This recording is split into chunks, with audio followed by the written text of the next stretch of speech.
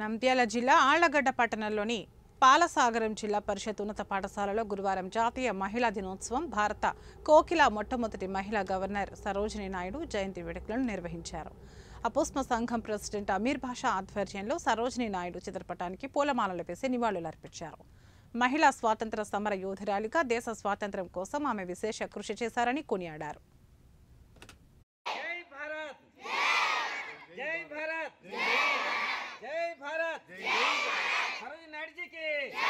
వారు జన్మించడం జరిగింది.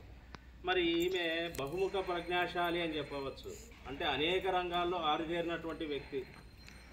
సార్ చెప్పినట్టుగా గాన కోకిల అన్నటువంటి బిరుదు ఉంది ఆమెకు. తర్వాత మంచి రచయిత, బ్రోకెన్ వింగ్స్ అని చెప్పేసి అద్భుతమైనటువంటి ఒక రచన గావించినటువంటి వ్యక్తి. భారత స్వాతంత్రోద్యమంలో చురుకుగా పాల్గొని అనేక మార్లు జైలుకు వెళ్ళినటువంటి వ్యక్తి. మితవాద నాయకులతో మిళితమైపోయి శాంతియుత మార్గాల ద్వారా భారతదేశానికి స్వాతంత్ర్యం సాధించాలన్నటువంటి తపన వ్యక్తం చేసినటువంటి వ్యక్తి. మరి ఈమె ఇంకా ఔన్నత్య విషయానికి తీసుకున్నట్లయితే భారతదేశంలో తొలి మహిళా గవర్నర్ ఎవరంటే ఈమె అని చెప్పుకోవచ్చు. ఇన్ని సభ శుభాకాంక్షలు. ఎందుకంటే ఈ సరోజినీ నాయుడు గారు వచ్చేసి వారు ఒక కవయిత్రి, రచయిత్రి, మహిళా స్వాతంత్ర సమరయోధురాలు. అలాగే కాకుండా ఆమె దేశభక్తి కూడా స్ఫూర్తిదాయకం. ఎందుకంటే అదేవిధంగా 1906 సంవత్సరంలోనే సరోజినీ నాయుడు గారు ఆ రోజు స్త్రీల కోసం పోరాడే గొప్ప మహిళ. అంటే మహిళా సాధికారత అంటారు కదా, మహిళా సాధికారతనేమి స్త్రీల యొక్క హక్కుల కోసము, పౌర హక్కుల కోసం కూడా ఆనాడు, అదే కాకుండా బాలికలకు విద్య అవసరం అని చెప్పి దానిగా బోధించి తీసినటువంటి ఆమె.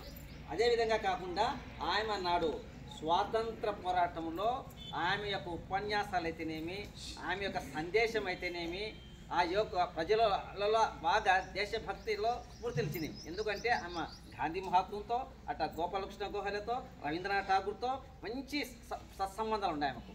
అందుకోసమే ఆమెను గాంధీ మహాత్ముడు భారత కోకిల అనేవాడు. అంటే ఆమె కంఠం ఎటువంటిదంటే ఆ యొక్క స్వాతంత్ర ఉద్యమంలో పాటలు పాడితే, అంటే దేశభక్తి పాటలు చాలా కంఠం అంత అట్లా ఉండేది ఆమె కంఠం. ముందు మామూలు స్త్రీలు పాట పాడితే అట్లా గంభీరంగా పాడేది. అదే కాకుండా ఆమె స్వాతంత్ర సమయంలో కూడా ఎన్నిసార్లు జైలుకి వెళ్ళింది. తర్వాత క్విట్ ఇండియా ఉద్యమం ఒకటి. క్విట్ ఇండియా ఉద్యమంలో గాంధీ మహాత్ముడు జైలుకు పోతే ఆమె కూడా నాయకత్వం వహించి ఆనాడు క్విట్ ఇండియా నడిపినటువంటి గొప్ప